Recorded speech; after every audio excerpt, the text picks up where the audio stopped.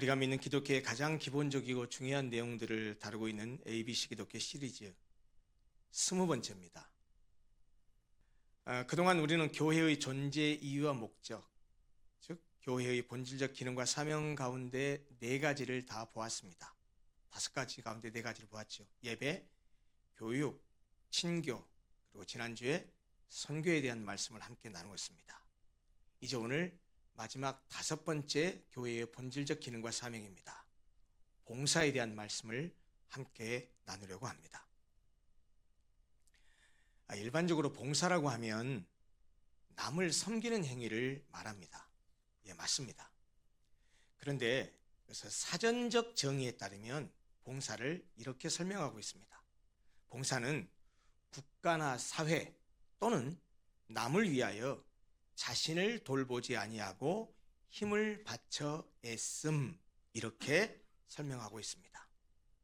다시 말하면 봉사라고 하는 것은 자신을 희생하여 다른 사람을 위해서 하는 이타적인 행동을 말하고 있는 것 같습니다. 성경에서는 이 봉사라고 번역된 헬라어 원어는 이 디아코니아라는 단어를 사용했는데요. 이 디아코니아라는 단어는 2 단어가 합성된 말입니다. 디아 그리고 코니아가 합쳐진 말입니다. 디아는 영어로 말하면 through라는 그런 의미인데요. 무엇을 통하여 이런 뜻이고요. 그리고 코니아는 먼지를 의미합니다. 그러니까 디아코니아를 문자적으로만 해석을 하면 먼지를 통하여, 먼지를 통과하여, 먼지를 지나서 이런 뜻을 가지고 있습니다. 재미있는 사실은 교회 안에 있는 직책 가운데 집사, 직분 가운데 집사를 영어로는 디이큰이라고 하죠. 그런데 이 디이큰이라는 말도 헬라어에서 건너온 말인데 그 집사라는 뜻을 가진 헬라어 원어는 디아코노스입니다. 이 디아코노스가 지금 방금 말씀드린 디아코니아에서 파생된 말이에요. 그래서 어떤 목사님들은 집사라고 하는 말을 그렇게 원어적인 의미를 살려서 이렇게 설명하기도 합니다. 디아코니아에서 디아코노스라는 말이 왔으니 집사라고 하는 직분은 먼지 사이를 뚫고 돌아다니면서 교회를 섬기고 봉사하는 직분이다, 이렇게 말을 하기도 합니다. 어찌됐든 이 디아코니아라는 말에서 집사라는 디아코노스라는 말이 파생되었다는 이 말은 집사라는 직분이 섬기고 봉사하는 직책이라는 사실은 우리에게 분명히 가르쳐주고 있는 듯 합니다. 여러분 어떻습니까? 사람들은 이렇게 섬김을 받는 걸 좋아하나요? 섬기는 것을 좋아하나요? 누구든지 서비스를 받는 걸 좋아합니다. 섬김을 받는 걸 좋아합니다. 사람들은 이게 본능인 것 같아요. 그래야 자기가 뭔가 되는 것 같고, 그래서 보통 음식점을 가거나 그러면 그 음식값을 내는 그것 때문에 그런지 모르지만 서빙하는 사람들한테 갑질하는 사람도 있잖아요. 참 그것은 좋지 못한 모습으로 보이는데 아무튼 사람이 이렇게 본능적으로 섬김 받는 것을 좋아하는 것 같아요. 겸손하게 낮아져서 다른 사람을 섬기고 봉사하는 것을 그다지 좋아하는 것 같지는 않습니다. 이게 보통 사람만 그런 게 아니고 예수님의 제자들조차도 그랬던 것 같아요. 오늘 우리가 보았던 본문, 첫 번째 본문, 이 누가복음 22장이 그런 상황에서 주어진 말씀입니다. 누가복음 22장 24절부터 27절까지 있는 말씀은 배경이 이렇습니다. 바로 앞에 보면 예수님께서 제자들에게 아주 심각한, 엄숙한 이야기를 해요. 그게 뭐냐면 자신의 죽음을 예고합니다.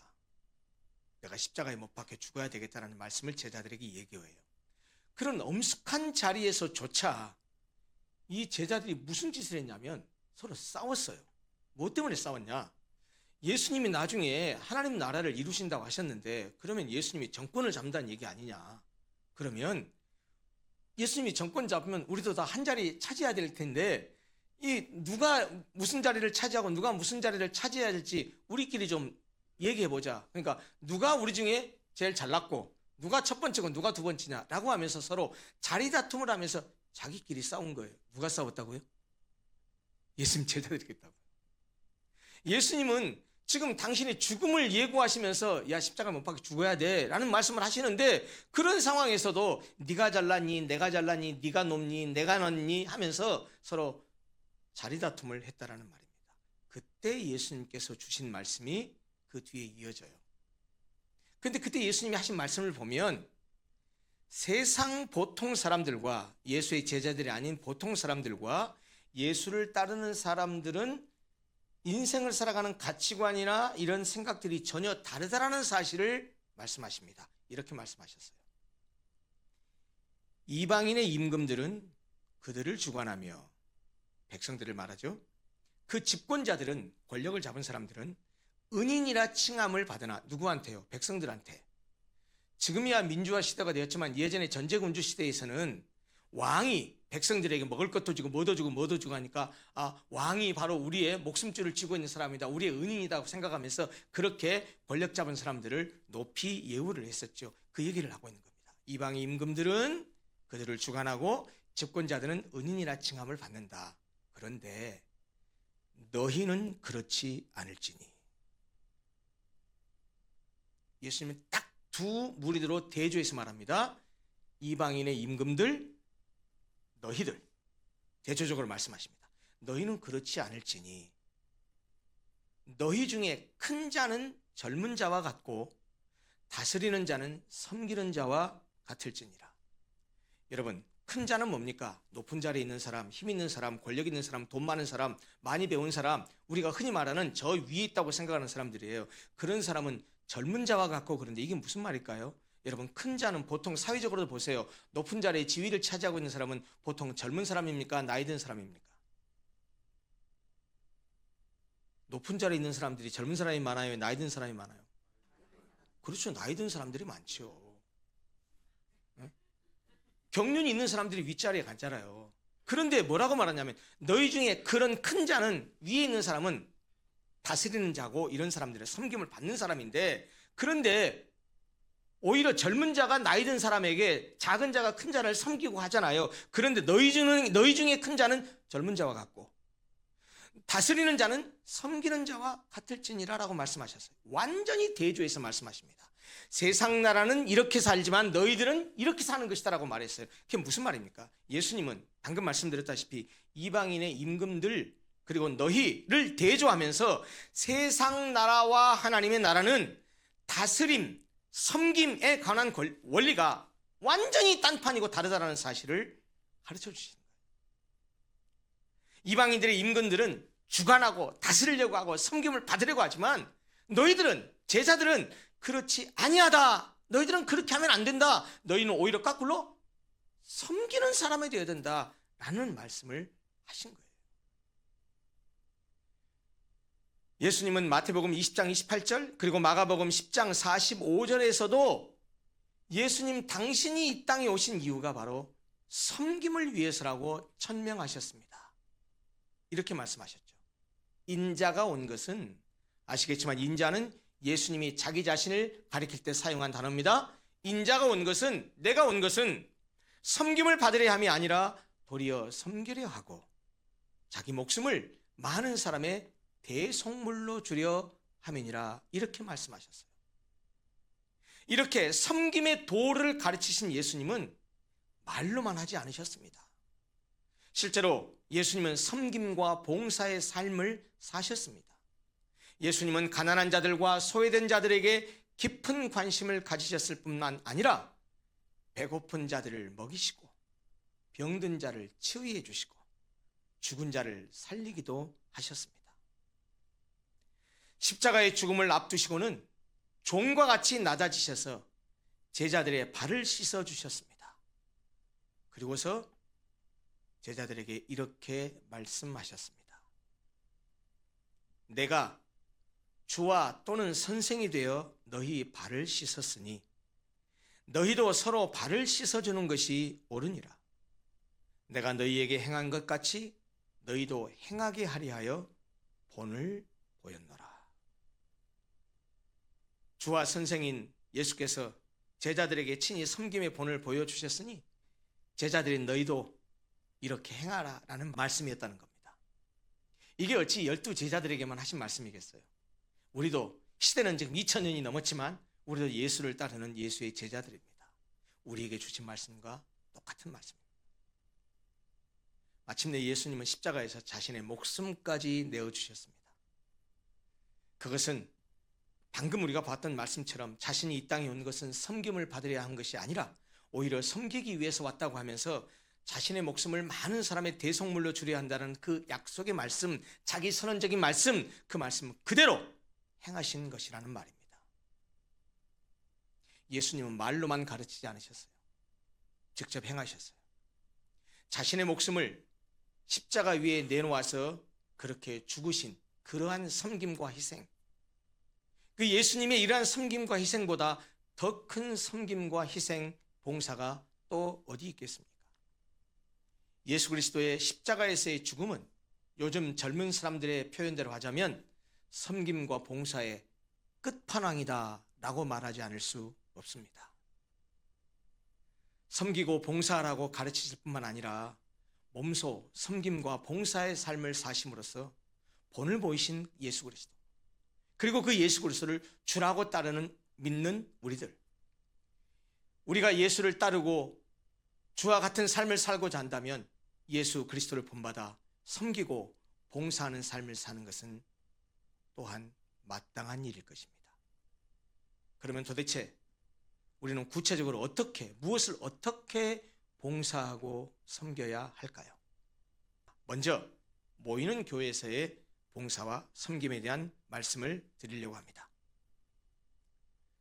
우리 한 사람 한 사람이 교회이지만 그 한 사람 한 사람이 모여서 이루는 공동체로서의 교회는 거기에 소용되고 필요한 것들이 생겨나기 마련입니다. 사람들이 모이면 조직이 되고, 사람들이 모이면 집단이 되고, 사람들이 모이면 어떤 체제와 시스템이 필요해지게 되고, 여러 가지 것들이 생겨나게 돼요. 필요한 것들이. 그래서 하나님은 우리 모두에게 서로 각각 다른 은사를 주셔서 교회 공동체를 섬기게 하셨습니다.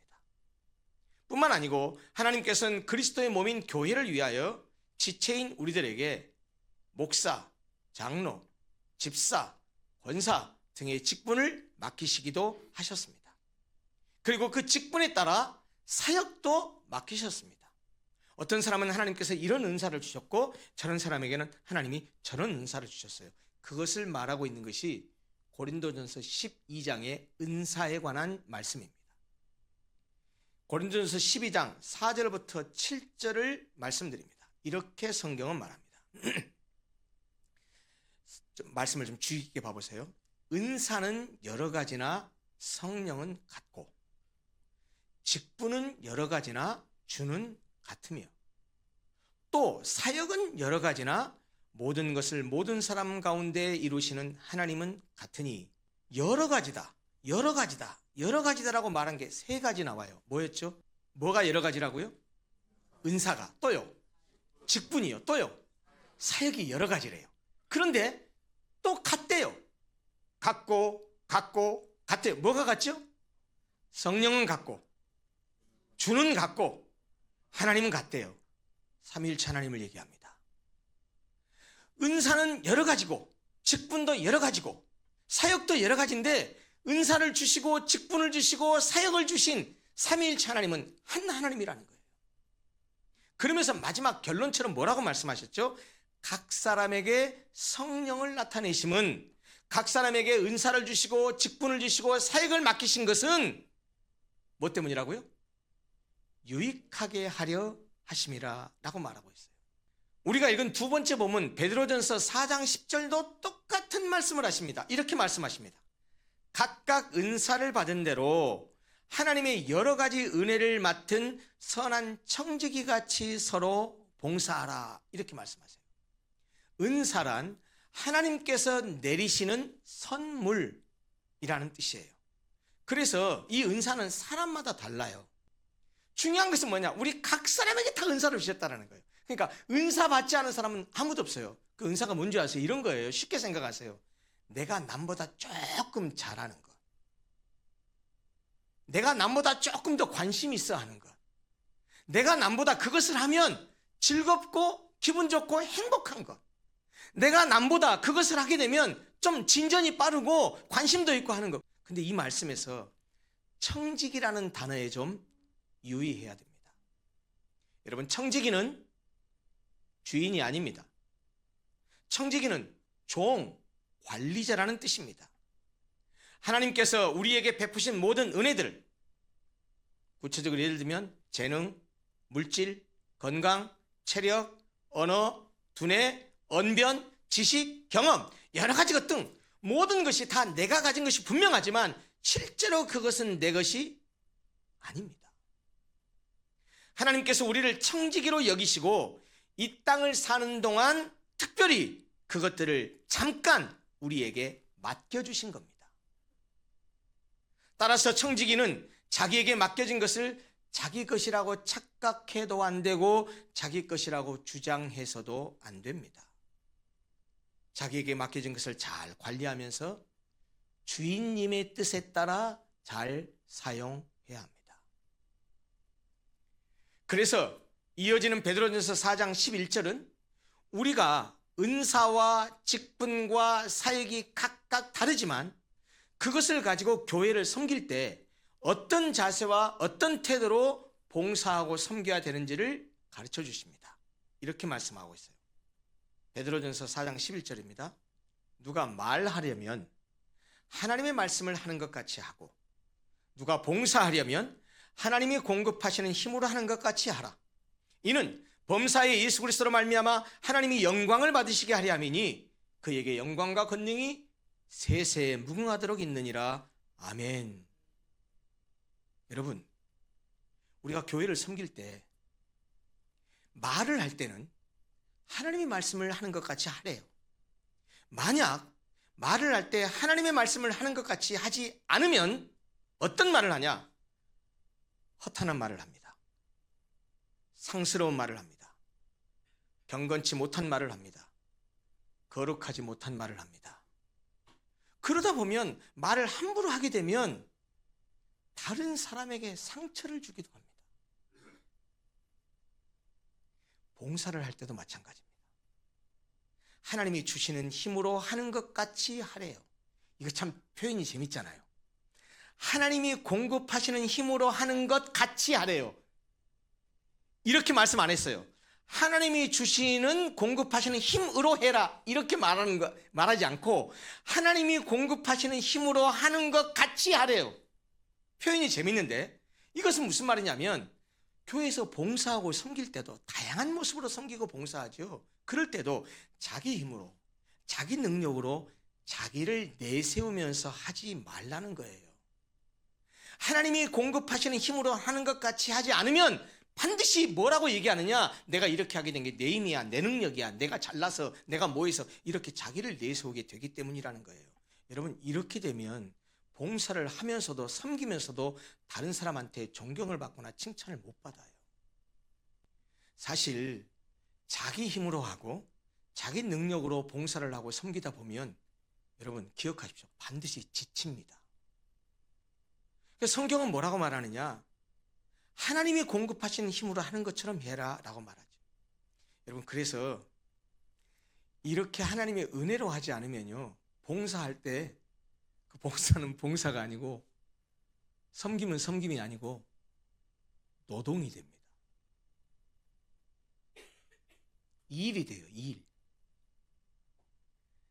기쁨과 감사를 잃어버려요. 다른 사람들이 자신의 섬김과 봉사를 알아주지 않고 칭찬해주지 않으면 본인 스스로가 상처받아요. 그리고 나중에 입으로 다 또 쏟아내요. 원망하고 불평해요. 여러분, 그래서 봉사할 때도 은혜로 하나님이 공급하시는 힘으로 하는 것처럼 해야 된다라는 말씀입니다. 봉사를 할 때 은사와 직분과 사역을 따라서 교회를 섬기고 봉사할 때는 아무런 보상의식 없이 아무런 공로의식 없이 그저 은혜와 감사함으로 해야 한다라는 말입니다. 어떤 사람이 알아주기를 바라는 것이 아니라 하나님 앞에서 겸손한 마음으로 해야 합니다. 예수님 말씀하셨죠.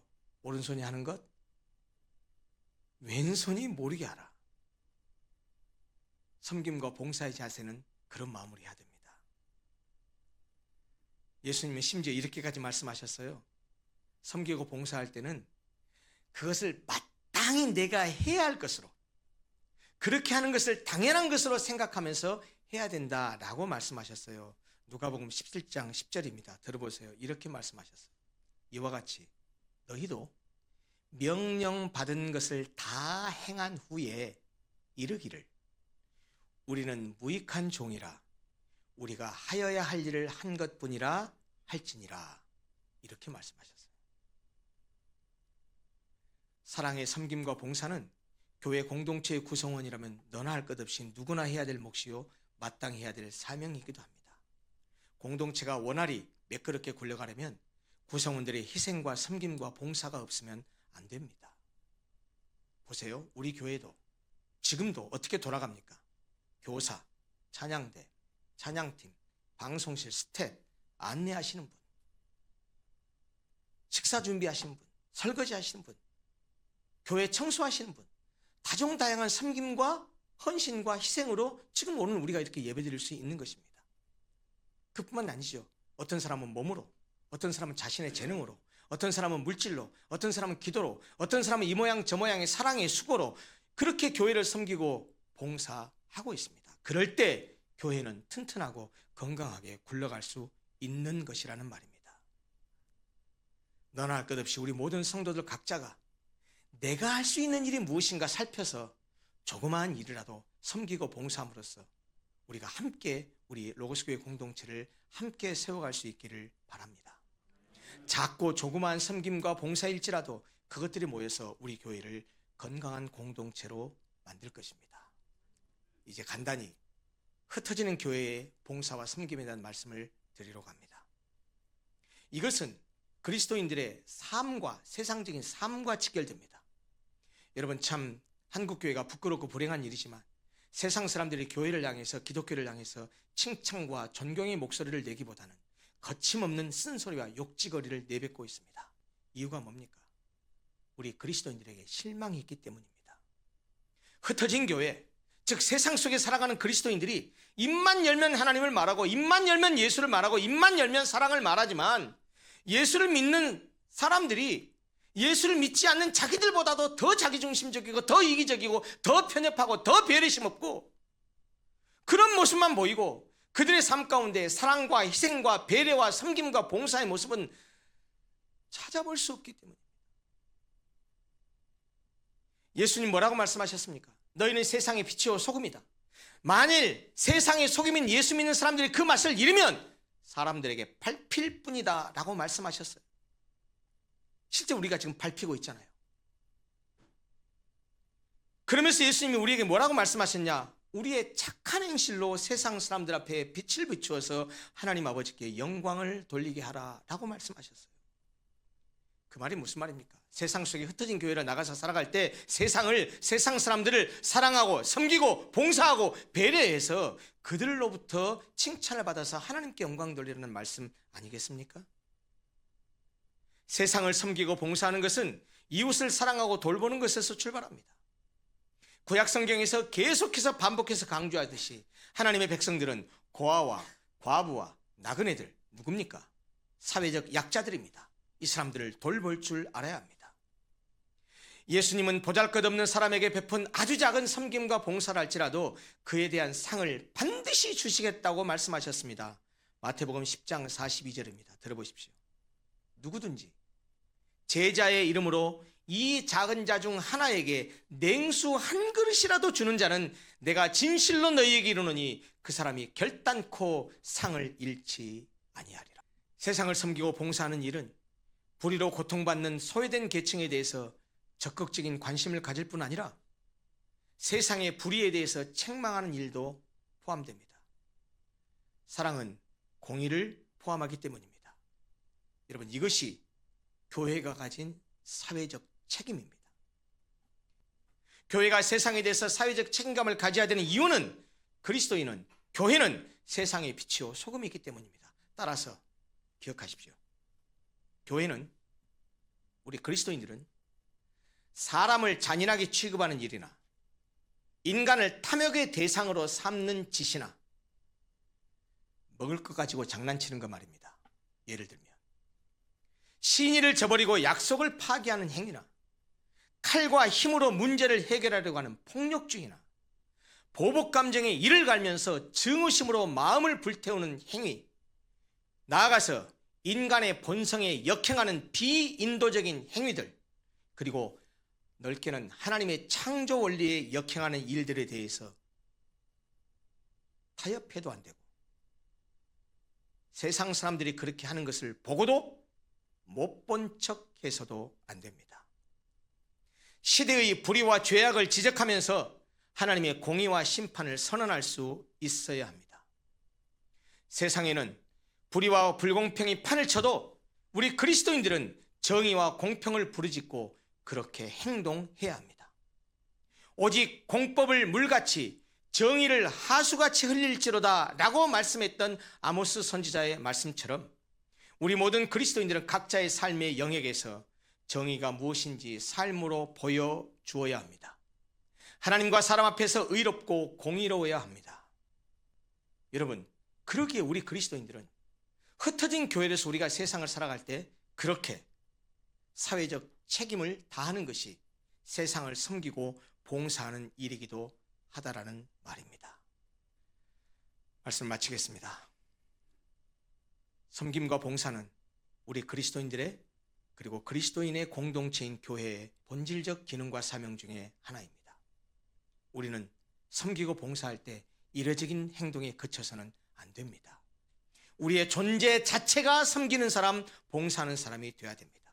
그것은 교회 안에서든지 가정, 직장, 일터 등 우리의 삶의 현장에서든지 어디서든 섬김과 봉사는 우리 그리스도인들의 체질이 되어야 됩니다.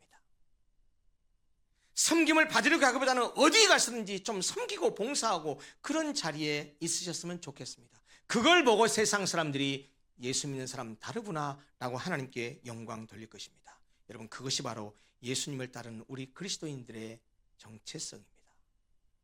교회 안에서나 밖에서 우리가 주님을 본받아서 섬김과 봉사의 몸짓을 할 때 교회가, 가정이, 직장이, 일터가 한층 더 밝고 건강해질 것이고 또 그것을 통해서 우리 하나님께서 영광을 받으실 것입니다.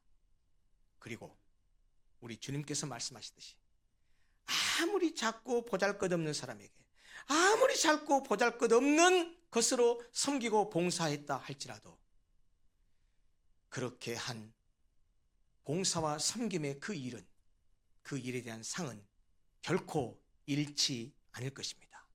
하나님께서 기억하시고 반드시 상을 주실 것입니다.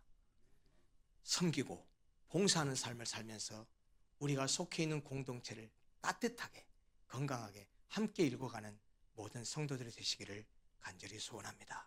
기도하겠습니다.